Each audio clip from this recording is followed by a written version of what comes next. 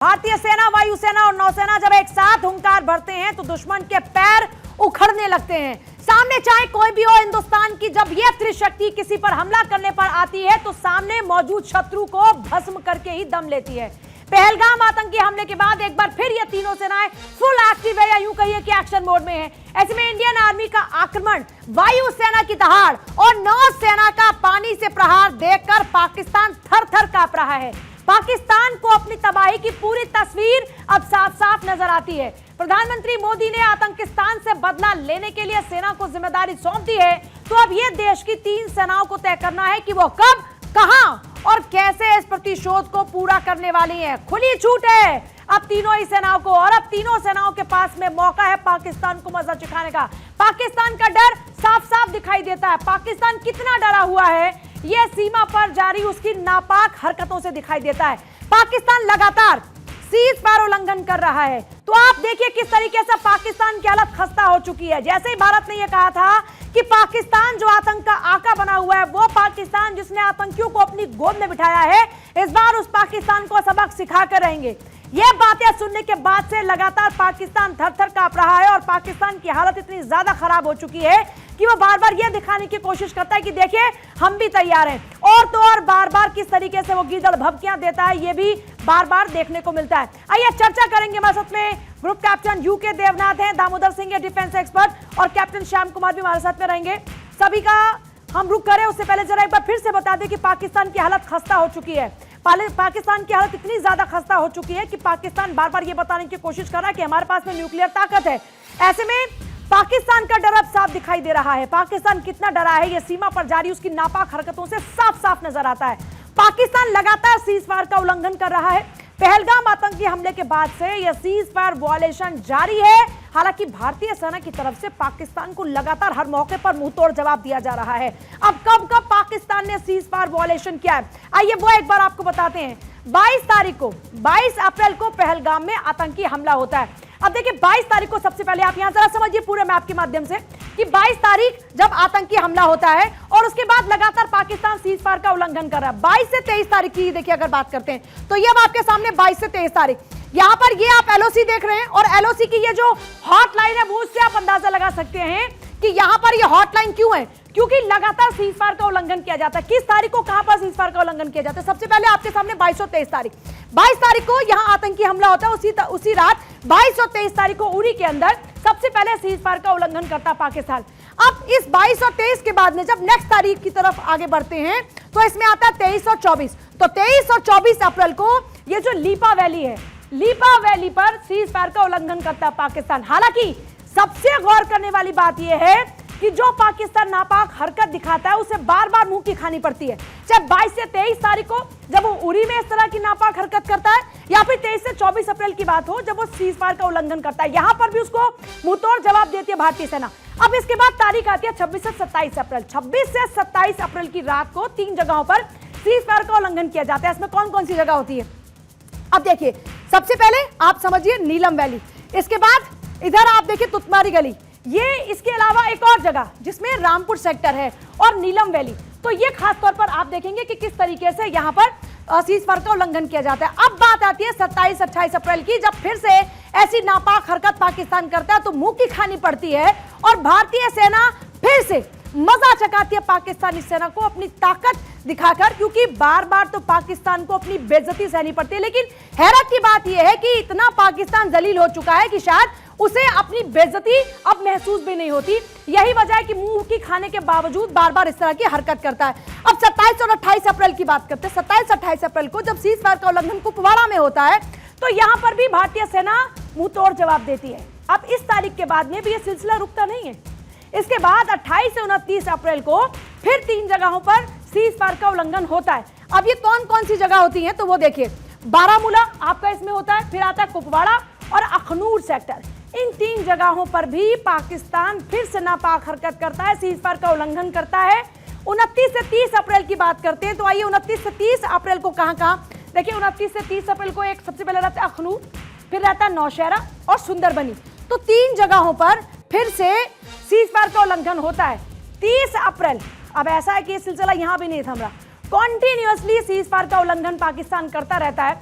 अब ये 30 अप्रैल और 1 मई को आखिर कहां पर फिर से सीज फायर का उल्लंघन होता है वो आपको बताते हो। 30 तारीख को बारामूला होता है, कुपवाड़ा रहता है। ये देखिए 30 तारीख को यहाँ पूरा मैप के माध्यम से आपको समझा रहे हैं। यहाँ ये पूरा एलओसी आप देख रहे हैं, यहाँ पर है ये बारामूला, उसके ऊपर आप जाते हैं तो वहां पर है कुपवाड़ा। तो ये बारामूला, कुपवाड़ा और परगवाल अंतरराष्ट्रीय सीमा है और यहाँ पर सीज फायर का उल्लंघन होता है। अब 1 और 2 मई की बात करते हैं तो यहाँ पर भी जब रात होती है, यानी कल रात की बात करते हैं, तो कुपवाड़ा, बारामूला, पुंछ, नौशहरा, अखनूर, यहां पर भी हमारी इंडियन जो हमारी सेना है वो यहां पर मुंह तोड़ जवाब देती है और फिर से सबक सिखाती हुई नजर आती है। मैं दामोदर सर आपको बुलाऊंगी जरा मंच पर, क्योंकि यहां पर ये बात हो रही है कि 22 तारीख को, सर मैं चाहूंगी कि आप मेरी तरफ जरा आए और जरा हमें समझाएं बारीकी से, क्योंकि आप लोगों ने यहां पर लड़ाई लड़ी है, हर मोर्चे पर आप लोग डटे रहे। हम ये एक एक करके दिखा रहे हैं, ये हमारा पूरा एलओसी, हम एलओसी पे दिखा रहे हैं। शुरू से हम चलिए बता रहे हैं, ये 22 तारीख, ये पहलगाम की तस्वीर है। पहलगाम को यहाँ पर सबसे पहले आतंकी हमला होता है। अब जरा ये पूरा ये जो हमने हॉटलाइन दिखाई है, इस हॉटलाइन के हम सबसे पहले देखते हैं उरी पर। ये जो उरी को सबसे पहले टारगेट करना, हालांकि यहाँ पर मुंह तोड़ जवाब मिलता है। ये आप क्या समझ रहे हैं कि यहाँ उरी को टारगेट करना, फिर उसके बाद में अखनूर को टारगेट करना, फिर नौशहरा की तरफ जाना, ये क्या इंडिकेट करता है? देखिए पूजा, मैं बताना चाहूंगा कि पहलगाम में जब हमला होता है और यहाँ पे जब पुंछ पे सीज फायर का वायलेशन होता है इन सारी जगहों पे, तो कहीं ना कहीं पाकिस्तान ये चाहता है कि जितने भी टेररिस्ट यहाँ पे थे, उन्हें पता था कि अब भारतीय सेना उनको ढूंढ ढूंढ के मारेगी, तो उनको कवर फायर देके एलओसी पार कराई जाए, जिससे वो सुरक्षित तरीके से पाकिस्तान यहाँ पर एंगेजमेंट दे दिया, इन सब जगहों पर भारतीय सेना को एंगेज किया जाए। और ये अक्सर ये जब भी सीज फायर का वायलेशन होता है पाकिस्तान की तरफ से, जब भी सीज फायर किया जाता है तो मोस्ट ऑफ टाइम उनके टेररिस्ट इन्फिल्ट्रेशन करने की कोशिश करते हैं। उनके जितने भी लॉन्चिंग पैड है वो उस समय एक्टिव होते हैं, लॉन्चिंग पैड में उनके टेररिस्ट वहां पे मौजूद होते हैं और भारतीय सेना को बिल्कुल बाखूबी पता है कि यहाँ पे समय इन्फिल्ट्रेशन की कार्रवाई। ये पहलगाम का पॉइंट है और ये यहाँ पर उड़ी, तो यहाँ से अगर आप जैसा कह रहे हैं कि यहाँ से अपने जो आतंकी उनको मूव करने की एक साजिश थी, तो यहाँ पहलगाम से क्या उड़ी की तरफ डाइवर्ट किया गया सेना को, और फिर ये कहाँ से इसको निकाल के ले जाने की कोशिश? सेना, भारतीय सेना की यहाँ पे बहुत ही स्ट्रांग, बहुत ही अच्छे तरीके से भारतीय सेना यहाँ पे पोजीशन है। यहाँ पे कोई भी आतंकवादी पाकिस्तान ये भूल ना करे कि वो अब इन्फिल्ट्रेट करा पाएंगे।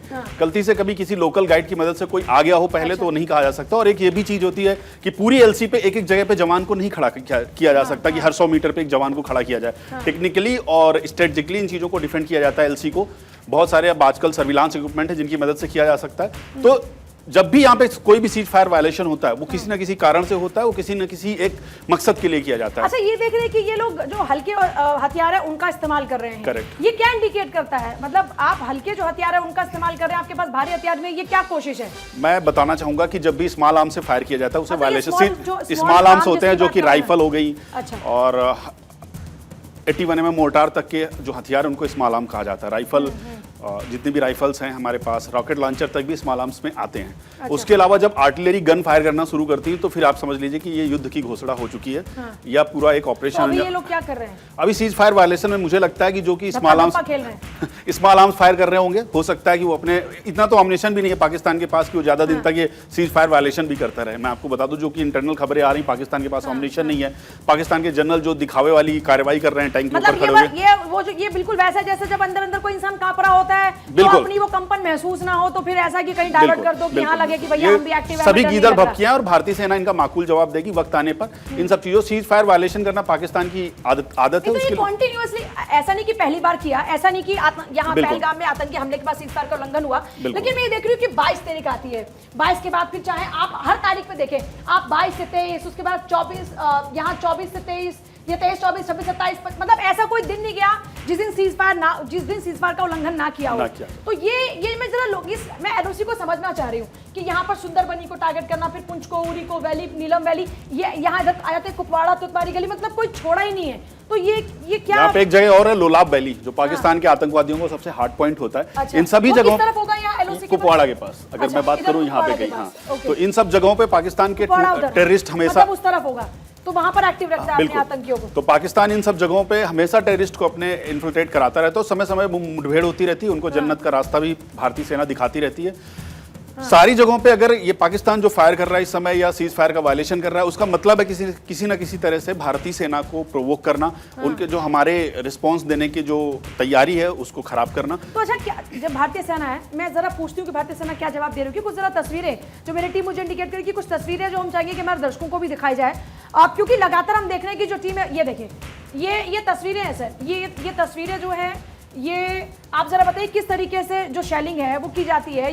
ये देखिए, हम यहाँ देख रहे हैं कि जो ये आप जो तस्वीरें दिखा रहे हैं इस समय आरटी सेलिंग है, और ये सीज फायर वायलेशन पे इनके मुंह तोड़ जवाब देने के लिए डेफिनेटली अगर ये सब हथियार वहां पर प्रयोग किए जा रहे हैं, और जैसा कि मैं देख पा रहा हूँ, आप दिखा रहे हैं फुटेज, तो निश्चित तौर से पाकिस्तान ने भारी हथियारों का भी इस्तेमाल किया है सीज फायर वायलेशन में, जिसका भारतीय सेना इस समय 40 mm रॉकेट लॉन्चर और इन सभी चीजों से माकूल जवाब दे रही है। अच्छा, तो मैं वही माकूल जवाब की बात कर रही थी कि जैसे हम लगातार कह रहे हैं कि भारतीय नौसेना, हमारी जो भारतीय सेना है वो जवाब दे रही है, हमारी इनफैक्ट तीनों सेना जवाब दे रही है अपने अपने हिसाब से। लेकिन यहाँ पर अगर हम बात करते हैं तो जो हमारी भारतीय सेना है, तो यहाँ हम देखिए बंकर के अंदर सर हम देख रहे हैं किस तरीके से यहाँ पर उसका इस्तेमाल किया जा रहा है। तो ये हमारा तरीका होता है सेना का जवाब देने का। और क्या क्या होता है, मतलब मान लीजिए मैं, क्योंकि आप रहे हैं सेना के जवान, तो जरा बताइए गहमा गहमी सीज फायर उल्लंघन हुआ तो क्या करती है तुरंत से जो हमारी सेना है? सीज फायर वायलेशन में कभी भी आरटी सेलिंग का इस्तेमाल नहीं किया जाता, बहुत रेयर होता है जब आरटी सेलिंग होती है। आर्टिलरी का इस्तेमाल, मुझे लग रहा है जो ये विजुअल्स हैं ये हमारे फायरिंग रेंज के हैं। लाइन ऑफ कंट्रोल पे कभी इस तरह से आरटी सेलिंग का इस्तेमाल सीज फायर वायलेशन में बहुत ही कम किया जाता है। वो तब किया जाता है जब बहुत ज्यादा भारी तादाद में सीज फायर का वायलेशन हो, पाकिस्तान ना मान रहा हो, उस समय। ये जो आप विजुअल्स दिखा रहे हैं फायरिंग रेंज के, आर्टिलरी का इस्तेमाल किया जा रहा है, उनको ट्रेंड किया जा रहा है जवानों को कि अगर युद्ध होता है तो किन हालात में किस तरह से फायर करेंगे। ये एक एक्सरसाइज चल रही है। Yes yes. और वहां पर जैसे उन्होंने हल्के जो हथियार है उनका अगर इस्तेमाल किया, वहां से स्मॉल आर्म्स में हमारी राइफल्स आती हैं, रॉकेट लॉन्चर आते हैं, 80 mm मोर्टार आते हैं। हम कैसे जवाब दे रहे हैं? पाकिस्तान जिस तरह से हमला करता है उसको मुंह तोड़ जवाब दिया जाता है। हमारे भी स्मॉल आर्म्स, उसका हमारे भी सैनिक उनका माकूल जवाब देते हैं बंकर के अंदर। स्मॉल आर्म से अब ये देखिए सर, ये जरा इसको भी ये आर्टिलरी गन है जो इस समय फायर कर रही है। आर्टिलरी गन है और ये ट्रेनिंग एक्सरसाइज है। ये सारी गनें तब यूज की जाएंगी जब पाकिस्तान के ऊपर हमें कोई बड़ा हमला करना होगा या उनके किसी पोस्ट को कैप्चर करना होगा। क्या होती है, कैसे मान लीजिए कि आर्टिलरी गन जो हम अभी एक्सरसाइज में देख रहे हैं, सामने पाकिस्तानी सेना है, या किस तरह से इसका यूज होता है? 35 किलोमीटर से लेके 120 किलोमीटर तक, 55 किलोमीटर तक बोफोर्स की जो रेंज है वो है। तो अलग अलग रेंज की गन होती है, अलग अलग तरह का अम्युनिशन जो यूज किया जाता है, और इनका प्रयोग मैं फिर से हमने इसको लोड किया, करेक्ट, लोड किया, और उसके बाद में हमने अपना टारगेट सेट किया। एक बार में कितने खत्म हो जाएंगे पाकिस्तानी? अगर एक गोला सही तरीके से एक बंकर में गिर जाए तो उस बंकर में एक छोटा सा कोई जीव भी नहीं बचेगा। मेरे हिसाब से एक सैनिक तो छोड़ दीजिए, कोई भी नेस्ता नाबूद हो जाएगा वो बंकर, अगर इसका गोला सही टारगेट पे गिरता है तो। और एक बंकर में कितने रहते होंगे? लगभग 10 से 11 लोग एक बंकर। मतलब एक सेक्शन की नफरी एक बंकर में 2 से 3-4 लोग डिपेंड करता है। 4 से तो ज्यादा ही लोग रहते हैं एक बंकर में। लाइन ऑफ कंट्रोल, एक बार में 10 से 11 लोग खत्म, बड़े आराम से, बड़े आराम से। और ऐसे अगर हमें आतंकियों को खत्म करना हो तो ये भी कहीं छुपे बैठे हो कोने में, क्योंकि ये भी तो आतंकियों के खिलाफ, सेना के जवान भी तो आधे आतंकी हैं। आतंकियों के खिलाफ आर्टिलरी गन का इस्तेमाल करने की जरूरत नहीं। हाँ, सेना, पाकिस्तान की सेना, जिसे मैं सेना तो नहीं समझता हूँ, मिशनरीज हैं सारे, मैं कह रही हूं कि अगर तो आतंकी हैं वो, तो उनके खिलाफ जब आर्टिलरी गन का इस्तेमाल हुआ, कारगिल में हमने किया था बोफोर्स का इस्तेमाल, जिसकी वजह से फिर उन्हें अपनी डेड बॉडी कलेक्ट करने का भी हौसला नहीं रह गया था कि अपने सैनिकों की डेड बॉडी क्लेम करने। तो जब आर्टिलरी गन वहां पे फायर करना शुरू करेंगी तो ये मान लेना कि युद्ध की आधी घोषणा भारत ने कर दी उस समय, और उसके बाद एयरफोर्स का अटैक होगा और फिर जो होगा तो वो सबके सामने आएगा। वो तो परंपरागत युद्ध होगा। बिल्कुल, एक्सरसाइज तो चलती रहेगी, और समय समय पर पाकिस्तान के ऊपर ऐसे हमले करके उनको बता भी दिया जाता है कि अब हम यहाँ पर तुम्हारे हमले का भी माकूल जवाब देने के लिए तैयार बैठे, और हमारे पास ऐसे खतरनाक हथियार हैं जिनसे तुम्हें डर के रहना भी चाहिए। और हमेशा ऐसा फायर जब भारत किसी तरह से जब इनका जवाब देता है तो हमारा मकसद ये होता है कि भाई साहब आप समझ जाइए, अब यहाँ पे आपको चूं चपड़ नहीं करनी, जो हम बताएंगे बस उसी तरह से रहना, जिस तरह से आप हमारे सामने पिन डाउन करने के लिए दुश्मन को भी अक्सर हम फायर करते हैं।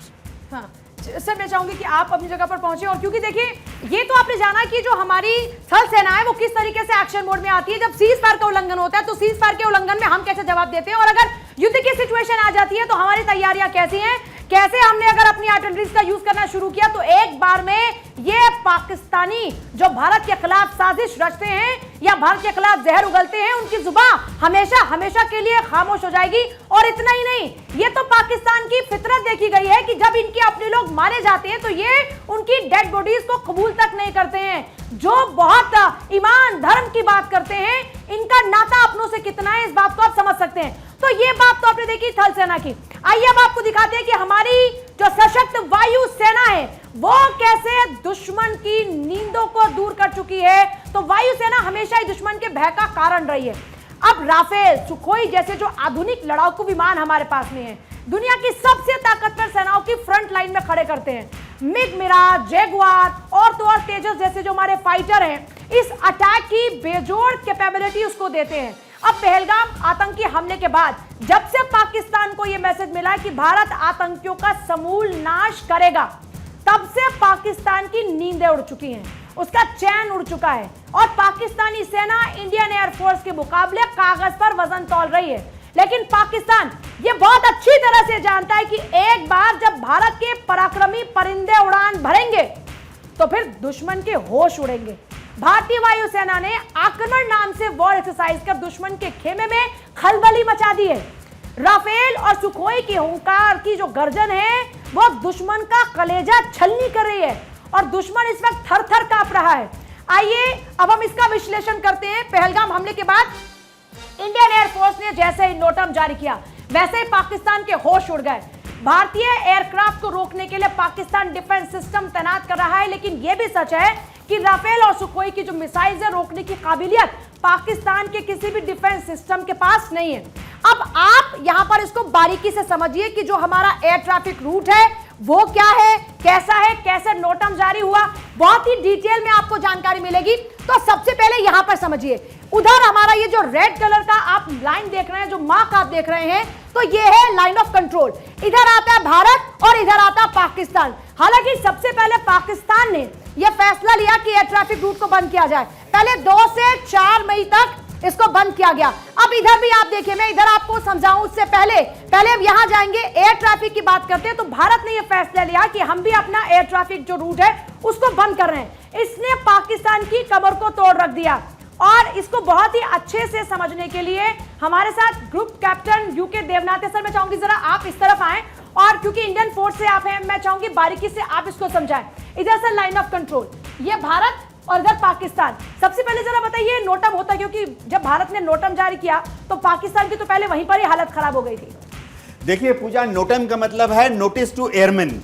इसके तहत ये बोला जाता है कि अगले कुछ दिनों तक वायुसेना जो है दोनों तरफ बहुत ज्यादा एक्टिव रहेगी, इसीलिए जो भी सिविलियन जहाज हैं, हाँ। जैसे कि हम देखते हैं कमर्शियल एयरक्राफ्ट है, वो हाँ। उस इलाके में ना जाए, नोटम में जो रूट दिया है उसी से जाएंगे। हाँ। तो सर इस तरफ, हाँ। जब पाकिस्तान ने वायुसेना अपनी बंद की तो उसने सोचा कि भारत से जो हमारे हवाई जहाज हैं, कमर्शियल और सिविल एविएशन जहाज हैं, एयर इंडिया है, स्पाइस जेट है, ये कैसे जाएंगे यूरोप की तरफ। लेकिन पाकिस्तान को मालूम नहीं है कि भारत से जब हमारे जहाजों को यूरोप की तरफ जाना है, अबू धाबी गल्फ कंट्रीज में जाना है, छोटा सा डायवर्जन लेना पड़ता है गुजरात की तरफ और फिर समुद्र से वो जहाज अबू धाबी की तरफ जा सकते हैं, कुवैत की तरफ जा सकते हैं, यूरोप की तरफ जा सकते हैं। लेकिन जब भारत ने हमारी वायु सीमा को बंद किया तो पाकिस्तान के छक्के छूट गए। मैं बताता हूं क्यों।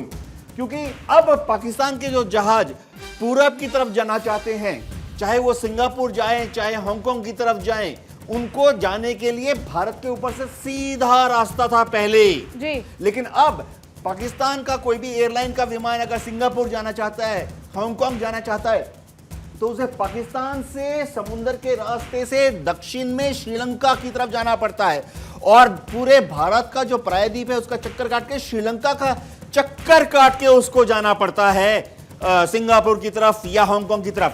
उनकी जो एक्स्ट्रा फ्लाइट टाइम है 2 घंटे ज्यादा बढ़ जाती है और उनको करीबन 1500 किलोमीटर एक्स्ट्रा चलना पड़ता है। एक और मैं जरा चाहूंगी टीम प्ले करें ताकि आप उसको भी डिटेल में समझा पाए।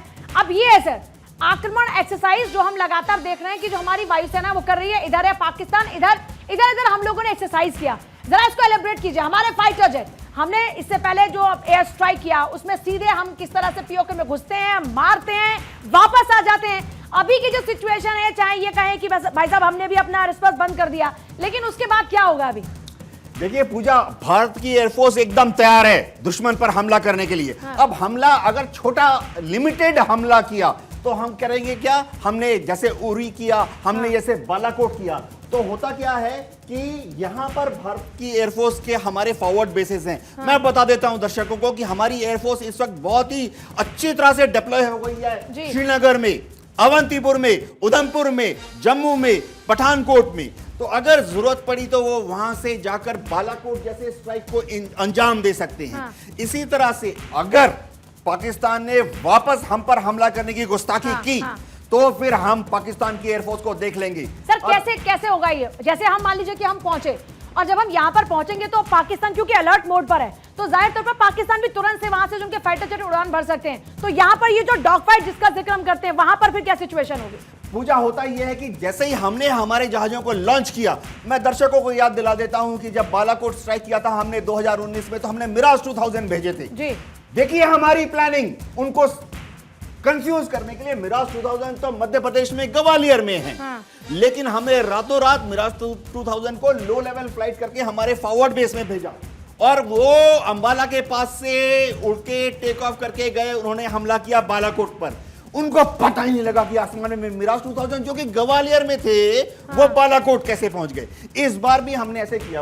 होता यह है कि जैसे ही हमने हमारे किसी भी युद्ध में हमने अपने फाइटर विमान को लॉन्च किया, समझिए हमने हमारे फाइटर विमान को लॉन्च किया जोधपुर से या जैसलमेर से। अगर यहां पर देखिए, अगर आप, ये गुजरात का मैप है, मैं आपको क्लासिक एग्जांपल बोलता हूं एयर टू एयर कॉम्बैट का। ये गुजरात का नक्शा है। यहां पर है भुज, यहां पर है जामनगर और यहां पर है नलिया। हमारी एयरफोर्स के फाइटर विमान नलिया, भुज और जामनगर में तैयार खड़े। जब आदेश मिलेगा हमला, तो वो वहां से मतलब अब ये कह सकते हैं कि हर तरीके से पाकिस्तान को हमने घेर लिया और अब कहीं पर भी बख्शा नहीं जाएगा। सर मैं चाहूंगी कि आप भी जरा अपनी जगह की तरफ आगे बढ़ें। तो देखिए, हम आपको बारीकी से समझा रहे हैं कि फिलहाल क्या सिचुएशन बनी हुई है, क्योंकि एक बात तो तय है, लगातार जिस तरीके से हमारी कोशिशें जारी हैं, उसमें एक बात तो स्पष्ट तौर पर कही जा सकती है कि पाकिस्तान की नींदें इस वक्त उड़ चुकी हैं। दिन रात पाकिस्तान अब तैयारी करता रहता है, लेकिन यह भूल जाता है कि बाप बाप होता है।